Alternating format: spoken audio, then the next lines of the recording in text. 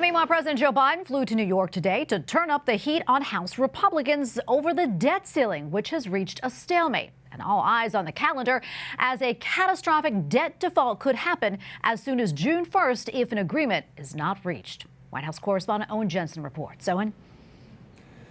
Tracy, good evening to you. I was at the White House last night when top congressional leaders met with President Joe Biden to discuss the debt ceiling. And when it was over, the lawmakers came outside and briefed reporters and basically told them not much progress was made. However, later this week, another meeting between Capitol Hill leaders and President Biden is set to go.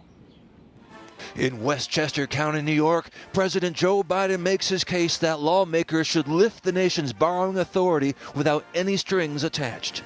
Because if we default on our debt, the whole world is in trouble. And with debt talks showing minimal progress, They're doing the best, to the best of my knowledge, what no other political party has done in the nation's history. They're literally, not figuratively, holding the economy hostage. outside the West Wing last night, House Speaker Kevin McCarthy told reporters, I'm hoping that the next 2 weeks are different.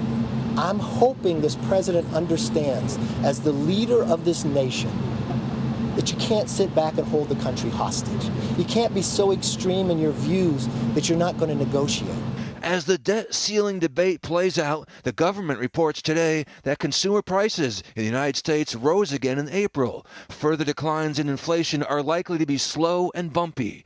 Even with price pressures rising in April, the latest data did provide some evidence of cooling inflation. Grocery prices fell for a second straight month. And at the southern border, migrants loaded on the buses in El Paso, Texas this morning. In just hours, Title 42 restrictions come to an end. The restrictions allowed the U.S. to quickly expel migrants at the southern border for the last 3 years. We are clear-eyed about the challenges we are likely to face in the days and weeks ahead, which have the potential to be very difficult. Our plan will deliver results, but it will take time for those results to be fully realized, and it is essential that we all take this into account.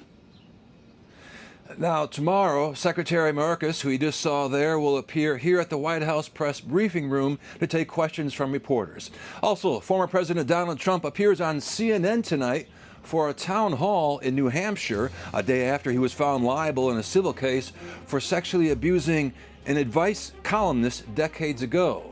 Former President Trump called that verdict a disgrace, and he promises to appeal. At the White House, Owen Jensen, EWTN News Nightly.